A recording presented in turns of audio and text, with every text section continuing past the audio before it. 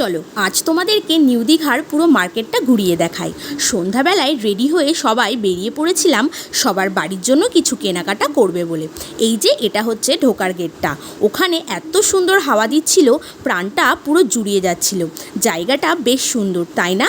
ঘন্টার পর ঘন্টা কিন্তু প্রিয় মানুষটার সাথে বসে থাকাই যায়, কি বলো? আমার কিন্তু আর বসার উপায় নেই, কারণ একটা আনরোম্যান্টিক মানুষের সাথে থাকতে থাকতে আমিও যেন আনরোম্যান্টিক হয়ে গেছি মনে হয়।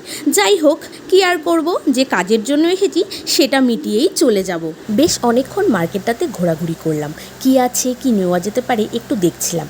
যত ভিড়ের মধ্যে ঢুকছি ততই গরমটা যেন বাড়ছে, আর আমার মেয়ে তো এদিকে যখন যেটা পাচ্ছে তখন সেটা তুলে নিচ্ছিল, আর কি যে বায়না ধরছিল তো তোমরা দেখে নিশ্চয়ই বুঝতেই পারছো।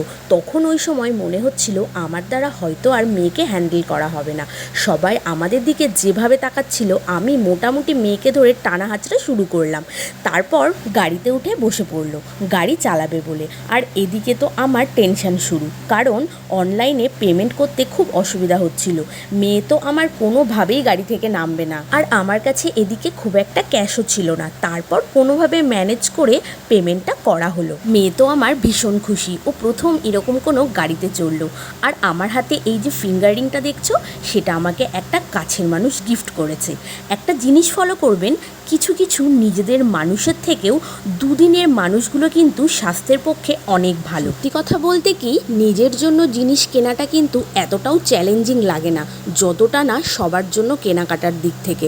আমার প্রচণ্ড কনফিউজ লাগছিল যে কি নেব আর কি নেব না। অনেক কিছুই দেখলাম, কিন্তু ছেলেদের জন্য বলতে গেলে এখানে সেরম কিছুই নেই। তারপর অনেক খিদে পেয়ে গেছিল, সামনেই গরম গরম ঘুগনি বিক্রি হচ্ছিল। দেরি না করেই এক প্লেট নিয়ে নিলাম। মেয়ে কিন্তু আমার বেশ ছোট্টবেলা থেকেই ঝাল খেতে পছন্দ করে। খেতে খেতে দেখি বৃষ্টি শুরু হয়ে গেল। দৌড়াতে দৌড়াতে একটা দোকানের নিচে এসে দাঁড়ালাম। বৃষ্টিটা থামার পর দেখি মেয়ে আর তার পাপা বসে বসে সমুদ্রের মজা নিচ্ছিল। মার্কেট থেকে বেরিয়েই রুমের দিকে যেতে যেতে দেখি সবাই চলে গেছে, আমরাই লাস্ট। চারিদিকটা পুরো ফাঁকা। এখন কোথাও ঘুরতে বেরোলে কিন্তু অনেকটাই দায়িত্ব নিয়ে বেরোতে হয়, কারণ আমাদের বাচ্চাটাও আমাদের সাথে থাকে। তার জন্য মজাটা কিন্তু কিছু কম হয় না। তোমাদের যদি আমার ভিডিওগুলো ভালো লাগে তাহলে লাইক, কমেন্ট, শেয়ার করতে ভুলো না কিন্তু। দেখা হচ্ছে আবারও অন্য কোনো ভিডিওতে। সবাই অনেক বেশি ভালো থাকবেন। আজকের মতো টাটা।